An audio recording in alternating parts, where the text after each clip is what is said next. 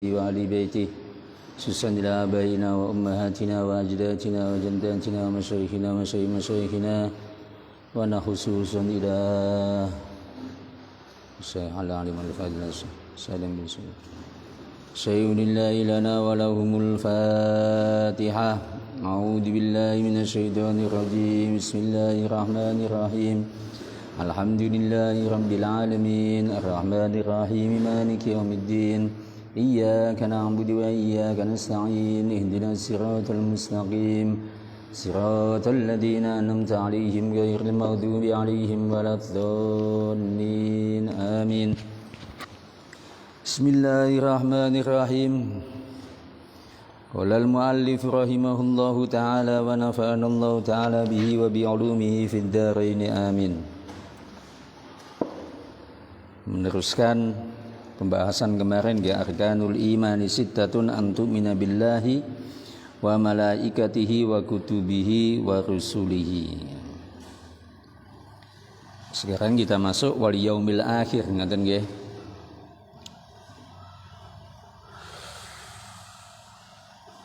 Bismillahirrahmanirrahim. Wal yaumil akhir, lan iman kelawan dina akhir. Sebelum kita lanjutkan ke yaumil akhir, kemarin kita membahas tentang rasul ya. Mana rasul-rasul yang wajib kita imani itu ada 25. Meskipun demikian ada juga pendapat yang mengatakan bahwa jumlah rasul itu ada 26. Ya. Kalau menurut keterangan dalam kitab Kasifatus Saja, di sini dikatakan wahum ay al-madhkuruna fil Qur'ani sittatun wa isruna aw khamsatun wa isruna. Jadi ada yang mengatakan 26, ada yang mengatakan 25. Kemudian beliau membuat nazam ya. Di sini dikatakan asma'ur rusulin bi Qur'anin 'alaika tajib ka Adam Zakaria ba'da Yunusihim Nuhun. Perhatikan pertama Adam, Zakaria, Yunus, Nuhun, Idrisun, Ibrahim, Waliyasa, Ishaku, Yaqubu, Ismailu, Solihuhum, Ayyubu, Harunu, Musa, Ma'asu'aibihim, Su'aib, Dawud, Hud, Uzair. Uzair ini melebet tentang hitungan 26. Sementara kita kan biasanya 25 tanpa menyebutkan Uzair. Jadi dicatat mawon. 25 ada yang mengatakan 26. 26 itu tambahannya adalah Uzair. Tambahannya adalah Uzair. Ya. Terus thumma yusufuhum, setelah itu Yusuf, Lutun wa Ilyas udul kifli awit tahada Yahya Sulaimanu Isa ma'a Muhammadihim. Ya, tadi ada tambahan Uzair. Uzair niki kelebu tegene rasul ya.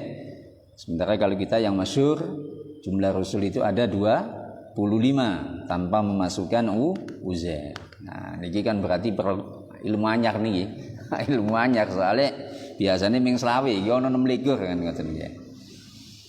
Nggih. Wonten sing ngendikaken Yusa. Yusa niku mlebu dengene rasul. Nggih. Ada yang mengatakan Hizakil Ibnul Ajuz. Wah niki anyar meneh niki, mboten miring to mesti to. Nggih. Ajuz. Ya, jadi ini macam-macam atau nama-nama rasul ya, nama-nama rasul. Dari sekian banyak rasul itu ada yang mengatakan 26, ada yang mengatakan 25, ada yang kemudian kita sebut atau kita kenal dengan ulul azmi. Ya, ulul azmi. Napa niku ulul azmi? Ulul azmi itu adalah orang-orang atau rasul-rasul yang mempunyai tingkat kesabaran yang tinggi karena dakwanya yang lama.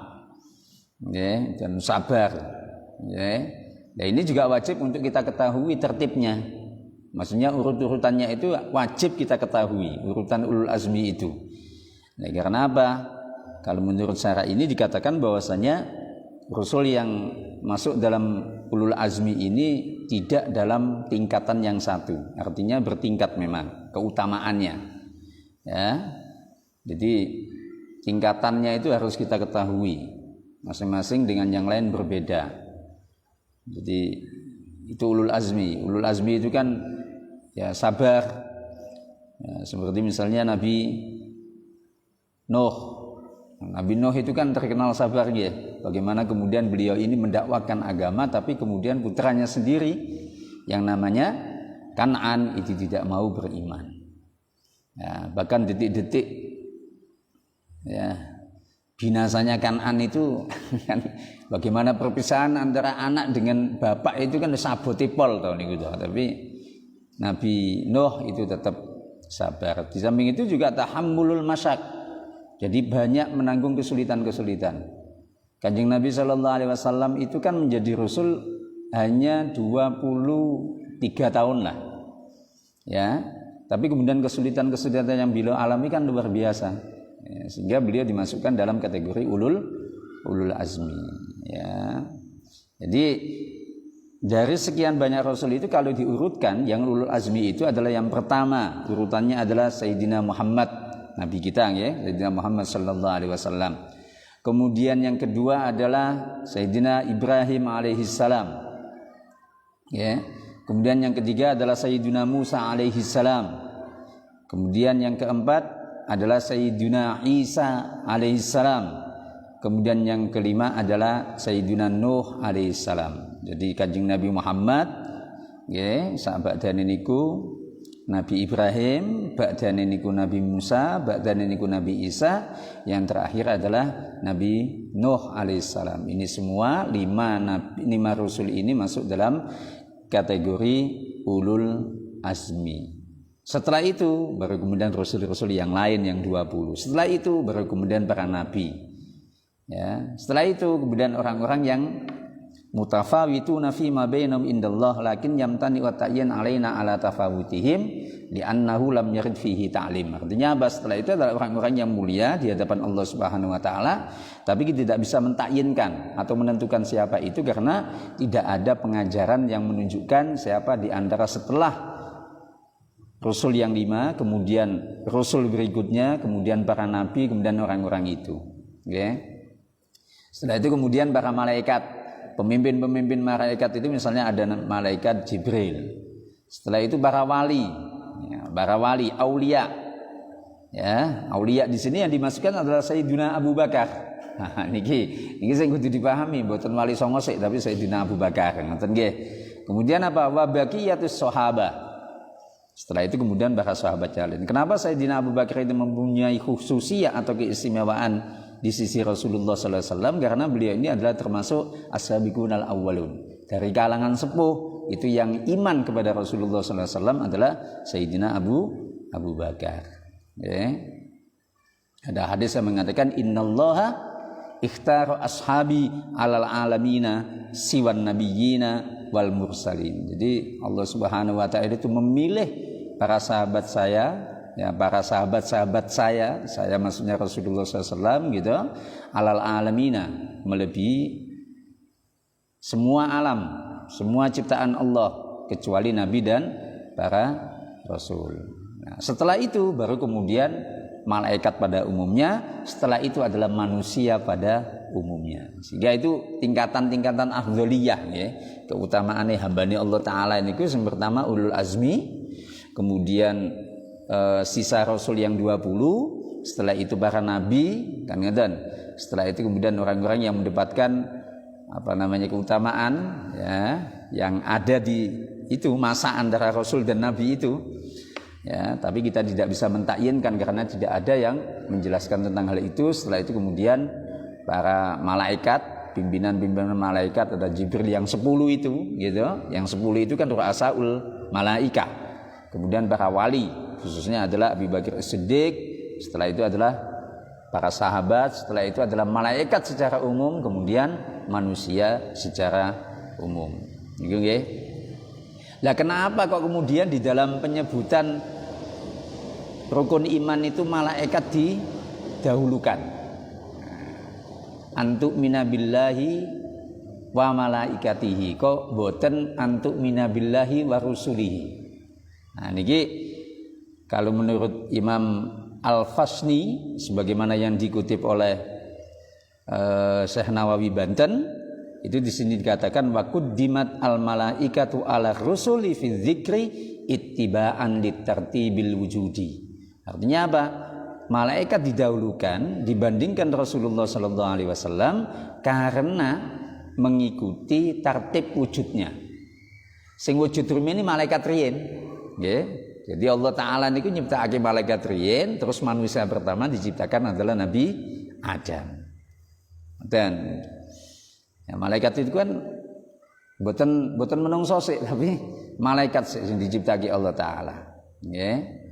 Atau gitu kan, atau karena urutan bahwa Allah itu mengutus malaikat terlebih dahulu baru kemudian mengutus Rasul.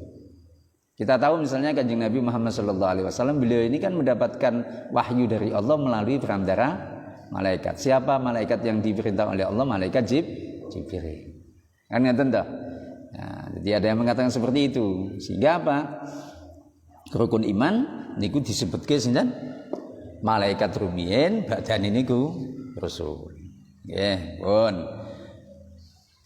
Wal yaumil akhir lan dina akhir.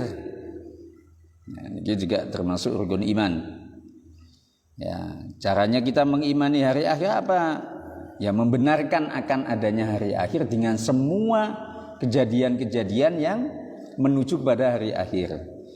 Ya, atau semua kejadian-kejadian yang akan terjadi pada hari akhir. Jadi tidak pada hari kiamatnya saja, tapi juga al-hasyr. Al-hasyr itu maksudnya berarti dibangkitkannya makhluk, gitu, terus hisab, terus onten jaza itu berarti pembalasan, gitu. Terus surga neraka, gitu. Niku semua masuk dalam kategori peristiwa-peristiwa yang akan terjadi besok pada hari kiamat. Ya. Dan jadi kapan niku nggih sing ngertos namung Allah taala. Tapi wonten keterangan bilih dinten kiamat itu terjadinya pada hari Jumat.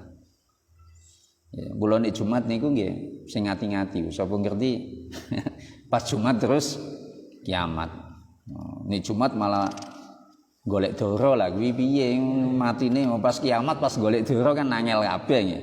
Jadi ngoten niku nggih.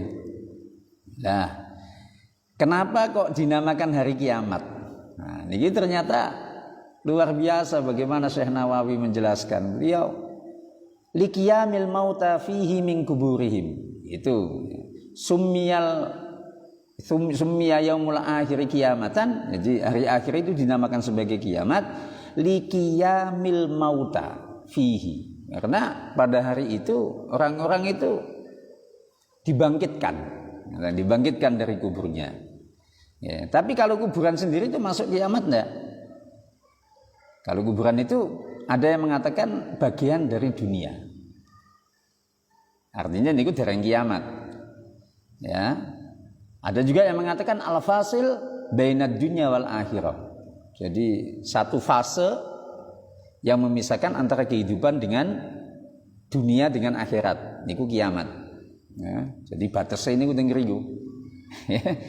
Nek wong wis mati berarti wis mlebu cara-carane ngoten wis ora dunya ora kiamat. Jadi al-fasil bainad dunya wal akhirah ngoten nggih, mboten dunya mboten akhirat, tapi ada yang mengatakan itu adalah minad dunya.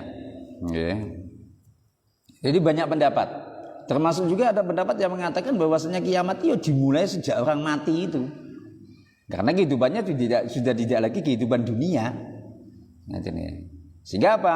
Kalau kita mengikuti pendapat yang mengatakan bahwa mayit itu ketika orang sudah mati itu sudah masuk dalam pengertian kiamat, maka apa? Maka kuburan itu masuk dalam kategori akhirat. Artinya tidak lagi alam duniawi tapi alam ukhrawi niku kuburan. Ya. Nah, pripun teng jero kuburan nggih mengki mati sik ben ngerti dhewe gitu. Tapi kalau menurut riwayat-riwayat kan banyak nggih. Pun. Ya, sehingga inilah yang kemudian dikatakan dengan kiamatus sughra niku teng mriki. Jadi bahasa kiamatun sughra itu ketika orang sudah masuk ke alam kubur.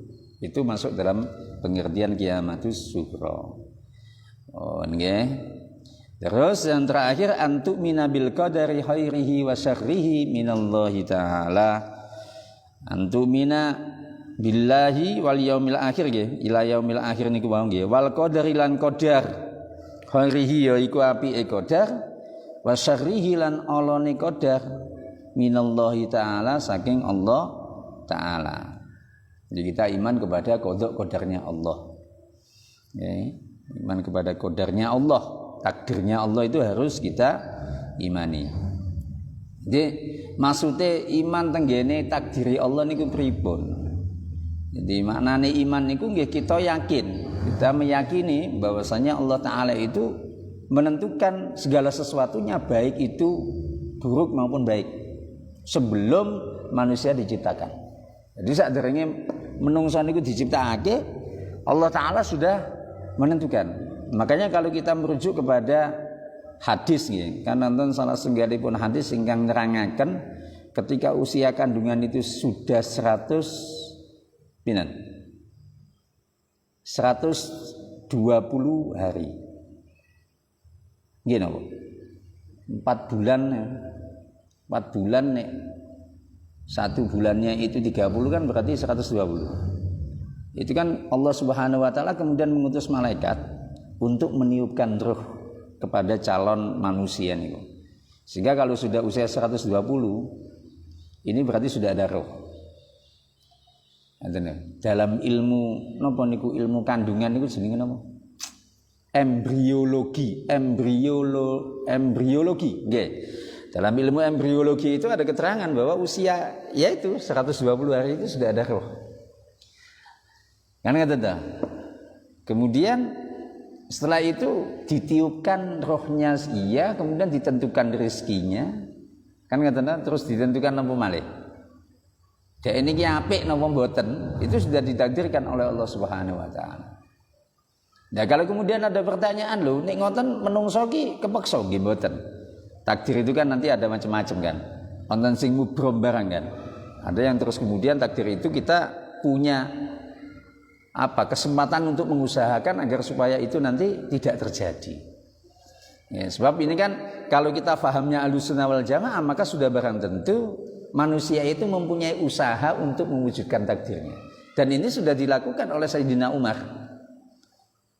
Dalam satu daerah ketika Sayyidina Umar kalau tidak salah itu ke Syria saat itu melakukan perjalanan ke Syria, kemudian utusan dari sana memberikan kabar kepada Sayyidina Umar. Sayyidina Umar, ini di Syria itu lagi ada pandemi.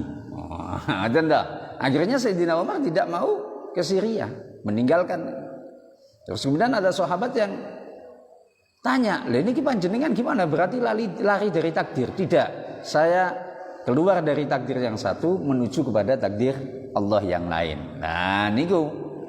Nah, sebab kalau kita ini terus kemudian memaknai takdir itu akhirnya menjadikan kita orang-orang yang pasrah utawa fatalis utawa nek aliran ngeten qadariyah niku nggih parah niku. Berarti mengke gak iso lapo-lapo.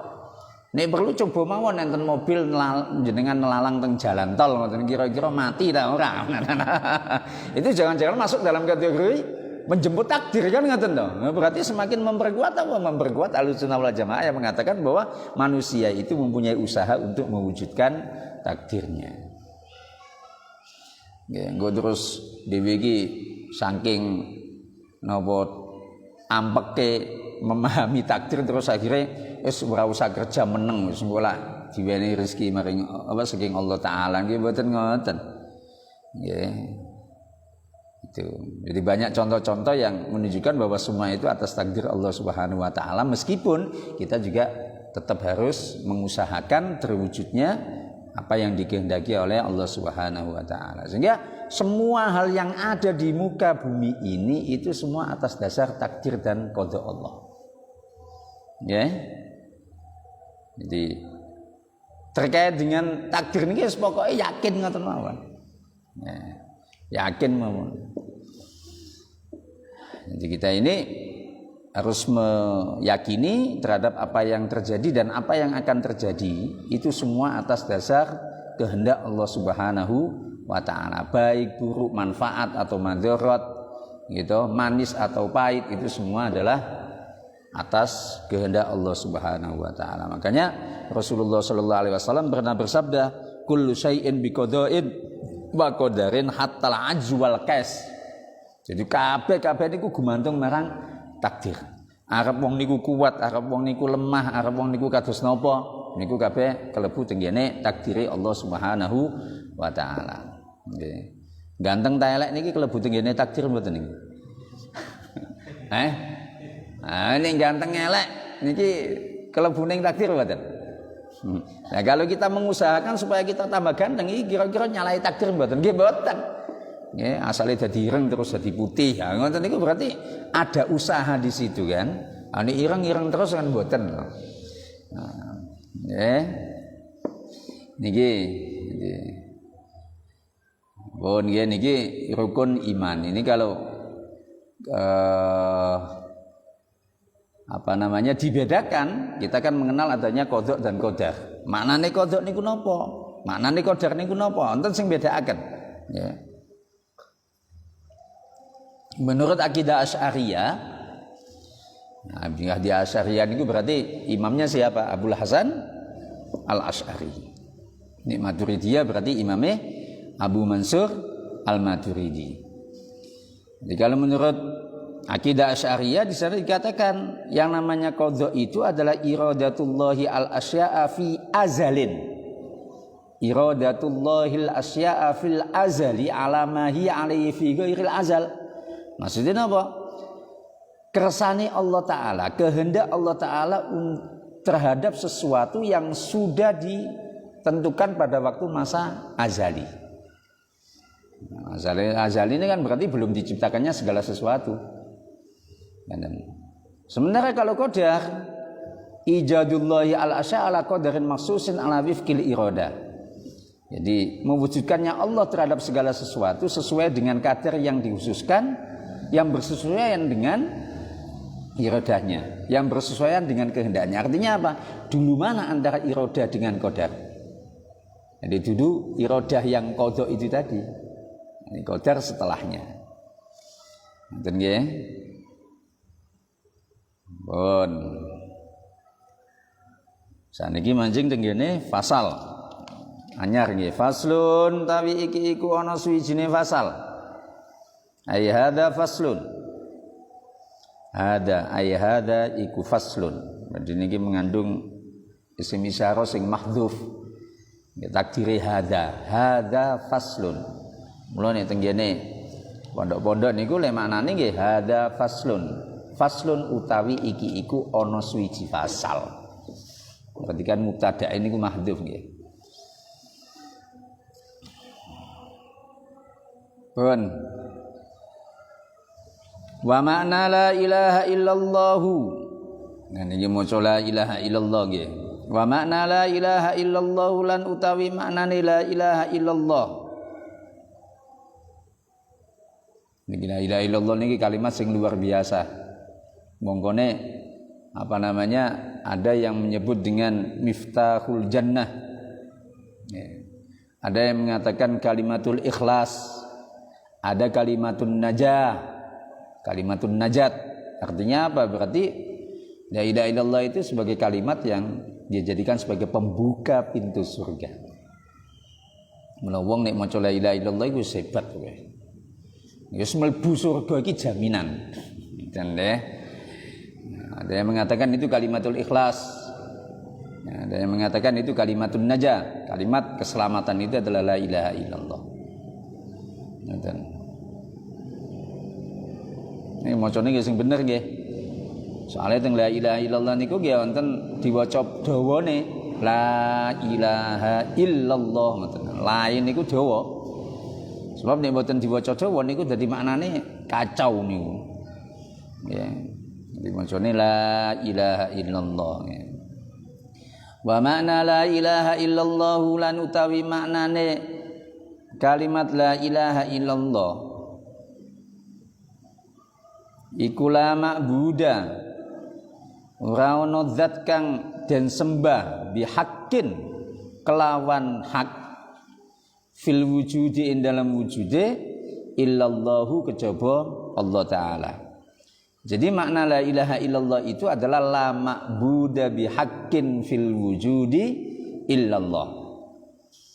Ya. Jadi kalau Syekh Nawawi Banten itu menyebutnya dengan Miftahul Jannah, kalimatut tauhid, kalimatul ikhlas, kalimatun najat. Nah, menurut tahlilan, ya, ora gelem tahlilan berarti gak tahu maca la ilaha illallah. Lho nggih to.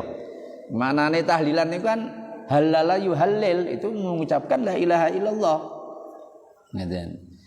Nah, manane la ilaha illallah itu la ma'budu bihaqqin fil wujudi illallah. Ya. Bihaqqin nih, kelawan nyoto, kelawan bener. Ya. Jadi ini la ilaha illallah, ya. La ma'budu bihaqqin fil wujud illallah. Ini kan artinya kalau kemudian ada orang yang hanya wirid Allah, Allah niku nggih kenging. Soale maknane padha. Jadi kan la ilaha illallah, la ilaha illa. Ora ana pangeran iku maujud illallahu kejaba Allah. Berarti nek namung Allah, Allah, Allah. Niki mboten ana apa. Ngeten niku mboten ana apa. Nggih. Ngeten. Kalimatut tauhid niku nggih kalebu tengene la ilaha illallah niku to, genah kalimatut tauhid nggih. Ya, dalam ayat Al-Qur'an sendiri itu ada 37 tempat yang menyebutkan kalimat la ilaha illallah. Nah, mungkin digoleki cobi. 37 temenanan apa mboten? Dan niki kudu dipahami betul niki nggih. Jadi kalimat tauhid ini menjadi penting. Makanya ada fadilah-fadilah yang terungkapkan, teman-teman. Misalnya dalam kitab Tanqihul Qaul itu dikatakan man qala la ilaha illallah dakhalal jannah. Bayangke maca la ilaha illallah iki mlebu surga. Tapi tentunya tidak bisa dimaknani ngoten mawon nggih. Engko akhire wong wis pokoke la ilaha illallah tok ya ora ngono. Nggih. Dan juga yang mengatakan man qala la ilaha illallah salasa marrat fi yaumihi kanat lahu kaffaratan likulli dzambin asabahu fi dzalikal yaum. Jadi sing sapa wonge kok maca la ilaha illallah ping 3 mongko ya sedina niki sedina ping 3 niku. Mongko kalimat la ilaha illallah niku dados kafarah tenggene dosa-dosa sing dilakoni wong niku wau tenggene dina niku. Jadi barang siapa membaca la ilaha illallah 3 kali pada satu hari maka itu dapat menghapus dosa-dosa yang dilakukan pada hari itu. Ya. Ping 3 lho niki ping 3. Nggih. Ping 3 lah gak abot to. La ilaha illallah, la ilaha illallah, la ilaha illallah. Lah nek saiki melu tahlil lho ping pira niku. Wis melu tahlil wis genah. Nggih, tambahi maneh untuk berkat gitu. Masyaallah ya nggih. Nggih ngoten nggih. Nah ini maka Imam As-Suhaimi mengatakan afdhalul asya'i al-iman. Ya. Wa afdhalul kalami kalamullah. Wa afdhaluhul Qur'an. Wa afdhalul kalami ba'dahu la ilaha illallah fa hiya afdhalu minal hamdi 'ala sahih. Ya.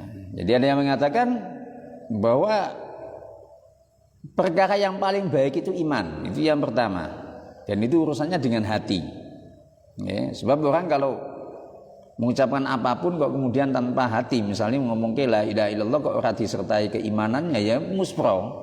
Maknane la ilaha illallah niku digandengi kali iman, mboten ming ngomong ning lisan mawon mboten tapi di teng ati ngoten nggih. Terus wa afdhalul kalam kalamullah. Sebaik-baik kalam itu adalah kalamnya Allah. Wa afdhaluhu Al-Qur'an. Maca Qur'an iki apik. Nggih, paling utama. Ya, wa afdhalul kalami ba'dahu setelah itu adalah la ilaha illallah. Nah, ini dikatakan fayya afdhalu minal hamdi 'ala sahih. Artinya bahwa kalimat la ilaha illallah itu lebih utama jika dibandingkan dengan membaca alhamdulillah menurut pendapat yang sahih. Kenapa dikatakan demikian? Li annaha tamfi al-kufra. Karena orang itu kalau membaca la ilaha illallah maka itu dapat menghilangkan kekufuran. Artinya bahwa dia beriman kepada Allah Subhanahu wa taala. Jadi Islam ya mboten ming la ilaha illallah ya wonten Muhammadur Rasulullah. Mulane syahadatan niku nggih kudune kali-kali nggih.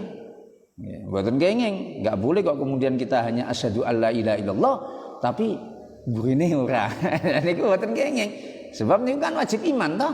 Dalam rangkaian keimanan atau rukun iman itu kan ada iman kepada Allah dan juga ada iman kepada Rasul. Nah Rasul kita yang diutus kepada kita itu ya Nabi Muhammad sallallahu alaihi wasallam. Sehingga harus kita iman kepada Allah juga iman kepada Rasulullah sallallahu alaihi wasallam. Senajan ngoten, nah, alasan kenapa la ilaha illallah itu lebih utama daripada alhamdulillah karena kalimat la ilaha illallah itu tamfi al-kufra, bisa menghilangkan kekufuran. Ya. Niki. Ada juga yang kemudian menafsirkan kalimat la ilaha illallah niku wonten 12 huruf. Dihitung nih coba. La ilaha illallah ciro lu pat mo 6 7 8 9 10 11. Pas mboten? Nggih, ilahe kan dihitung kali to niku. Nah, soalnya tasdid. Nggih, niku ada 12 huruf. Sehingga apa? Di sini dikatakan fala jarama ay fala buddha, mongko kudu napa annahu wajaba biha isnata asyrata faridatan. Sehingga kita wajib itu melakukan 12 kewajiban. Yang 6 adalah zahir, yang 6 lain adalah batin. Ada 12 kewajiban yang terwakili dari kalimat la ilaha illallah, dari huruf-huruf yang ada di dalam kalimat la ilaha illallah. Yang zahir itu apa? Bersuci, itu wajib. Kemudian sholat, itu wajib. Zakat, itu wajib. Puasa, itu wajib. Haji, gitu. Nonton suci, bersuci, sholat, berzakat, puasa, haji, kemudian jihad. Ya, tapi jihad ini amun dimaknani perang tok. Jihad itu saged bi amwalihim wa anfusihim. Malah tenggene Al-Qur'an sing dinyatakan terlebih dahulu adalah amwal. Maknane jihad dengan bondo niki angel lho. Nek jihad nganggo awak gampang, gak duwe duit melu jihad. Tapi nek sing jihad nganggo duit ya angel lho, saestu. Gitu. Bandane tegake agame Allah taala niku nek kali duit kan luwih abot tinimbang karo nyawa. Wong nek wis gak duwe duit, gitu. Kan kadang-kadang malah milih mati. Gitu, Pak. Nah, itu ya. Jadi ini harus dipahami bahwa jihad itu tidak hanya bi anfusihim, tapi jihad itu juga ada bi amwalihim. Makanya kalau ada kasus-kasus teroris itu ya, kalau kita lihat, kalau kita amati, itu kan justru banyak napa? Banyak yang dilakukan oleh orang-orang sing secara ekonomi nyuwun sewu niku kadang-kadang mboten mapan, sehingga yang muncul adalah wis pokoke nekat sing penting bayangannya terus napa entuk 70 bidadari. Nah niki kan masyaallah nggih. Jadi nek kita harus memahami secara proporsional menawi jihad itu tidak selamanya dilakukan dengan jiwa raga. Tapi kadang dilakukan dengan bi amwalihim. Ngene Al-Qur'an malah penyebutannya bi amwalihim rumiyin nembe bi anfusihim. Maknane nganggo bondo sik nembe nganggo jiwa, raga. Kan ngoten. Pun nggih. Itu 6 yang pertama dari kalimat la ilaha illallah niku wau. Nggih, kan ada 12. 6 pertama itu wajib yang sifatnya zahir. Kemudian 6 yang berikutnya adalah sifatnya batin. Napa? Tawakal. Dewi niki wajib tawakal marang Allah taala. Ya, tawakal iki manane nggih usaha nek wis terus dipasrahke dening Allah. Kemudian at-tafwid. Tafwid itu memasrahkan semuanya kepada Allah taala. Pasrah. Ya, pasrah. Ya. Kaya niku wae misale ana wong urip apa mati niku nek wis masrah niku kan ayem. Mati nggih mboten wedi, urip nggih mboten tau merencanakan urip kan dhewe niki. Ngerti-ngerti lah ana to. Napa jenengan terus gadahi rencana dhisik pengin urip ngoten? Mboten, wis urip ya urip wae. Sehingga kalau orang punya tingkat tafwid yang tinggi, semuanya itu dipasrahkan kepada Allah Ta'ala, maka posisi apapun kita nyaman. Ngeten lho. Sehingga repot itu kan komentar wong-wong. Ngeten lho. Ya. Sebenarnya kita itu mudah toh. Pokoknya pasrahnya digedekne marang Allah Ta'ala. Tapi didahului dengan itu tadi ada tawakal. Kewajiban tawakal juga iya, kewajiban pasrah juga iya. Kemudian sabar. Ya. Sabar niki nggih kudu. Makanya tidak ada yang namanya istilah sabar itu ada batasnya. Enggak. Sabar niku mboten enten batasnya. Kapanpun. Ya, kemudian yang keempat adalah ar-ridho. Ridho niku nggih bisa apa? Bimakna ridho terhadap pembagian dari Allah Subhanahu wa taala, terhadap apa yang ditentukan oleh Allah Ta'ala, kudu ridho. Yes. Rupane elek, ini ya kudu ridho. Ora usah terus operasi ember barang nggih, operasi plastik kok operasi ember. Ya mboten usah ngono wae, tapi yo resik yo iya ngoten lho, mboten kok terus elek terus wis karep-karepe nggih mboten. Wis wazudu zuhud. Mboten kedonyan niku termasuk fardhah. Kewajiban niku. Nah, terus kemudian yang keenam adalah at-taubatu, tobat. Tobat niki kalebu tingene kewajiban. Ya. Ngoten. Faslun ay hada faslun alamatul bulughi wallahu alam bisawab. Nggih minjing insyaallah dilanjutkan lagi alamatul bulugh niki nggih. Monggo kita tutup kanthi waosan doa kafaratul majlis. Bismillahirrahmanirrahim. Subhanakallahumma wa bihamdika asyhadu an la ilaha illa anta astaghfiruka wa atubu ilaik. Alhamdulillahirabbil alamin.